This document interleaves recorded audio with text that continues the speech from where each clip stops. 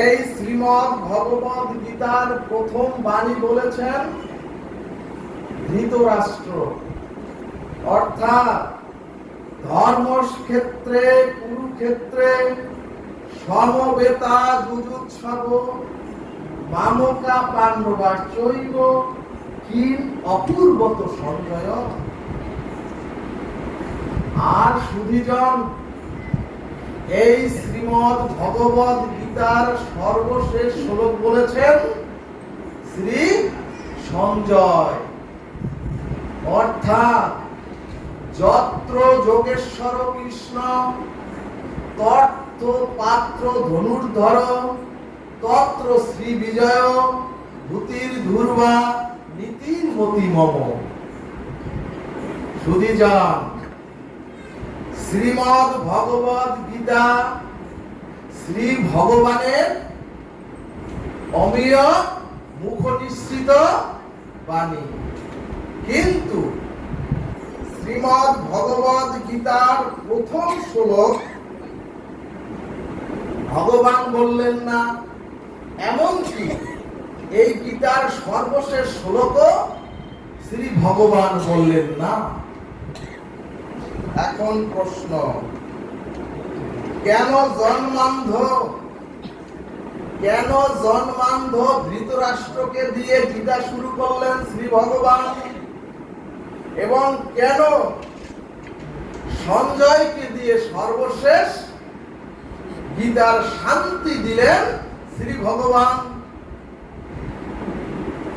ভক্তগণ, গীতার ধৃতরাষ্ট্র হলেন জন্মান্ধ এবং জ্ঞান অন্ধ।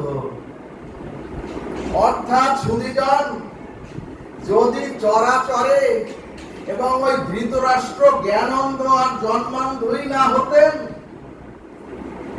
তাহলে পাণ্ডবদের বিষ খাইয়ে মারা হচ্ছে, পাণ্ডবদের যতুগৃহে পুড়িয়ে মারা হচ্ছে, এমনকি দ্রৌপদীর বস্ত্র হরণ হচ্ছে ভরা রাজসভায়, অথচ ওই ধৃতরাষ্ট্র শুধু বসে বসে দেখছেন। অর্থাৎ ধৃতরাষ্ট্র জ্ঞানেও অন্ধ আর চোখেও অন্ধ এবং জাগতিক ভাবেও অন্ধ।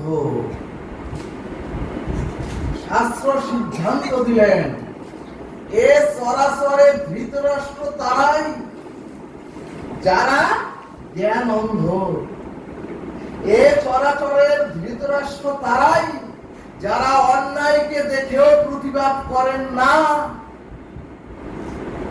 এ চরাচরে ধৃতরাষ্ট্র তারাই যারা মায়ের অপমান দেখেও তারা প্রতিবাদ করেন না। ঠিক তদ্রূপ ভগবান বললেন, ওগো তোমরা কি জানো তোমাদের শুরুটাও ছিল অন্ধত্ব দিয়ে। আমরা শিশু হয়ে যখন জন্ম নিয়েছিলাম, আমরা কিছুই দেখিনি, জ্ঞানেও ছিলাম অন্ধ আর জাগতিক ভাবেও ছিলাম অন্ধ। অর্থাৎ যখন আমরা জন্ম ছিলাম তখন আমাদের জ্ঞান চেতনা কিছুই ছিল না, কিন্তু ভগবান বললেন, ওগো তোমরা অন্ধত্ব, তোমরা অজ্ঞানী অচেতন হয়ে কর্মফল নিয়ে ওই কর্মফল ভোগের জন্য এ চরাচরে এসেছো, কিন্তু ওগো তোমরা চলে যাওয়ার সময়, ওগো তোমরা চিরতরে বিদায় নেওয়ার সময় যেন তোমরা অন্ধত্ব নিয়ে যেও না, তোমরা যেন দিব্য দৃষ্টি নিয়ে চলে যেতে পারো। জয় নিতাই গৌর হরি বল।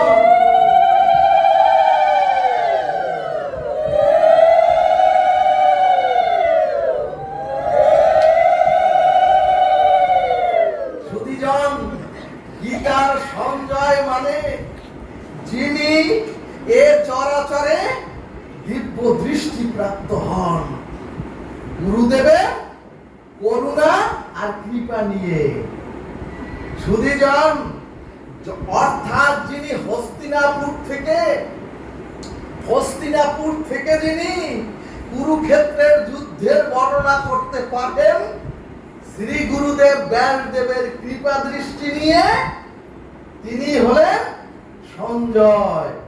শ্রী ভগবান মার্মিক দৃষ্টান্ত দিলেন শ্রীমদ্ ভগবত গীতায়।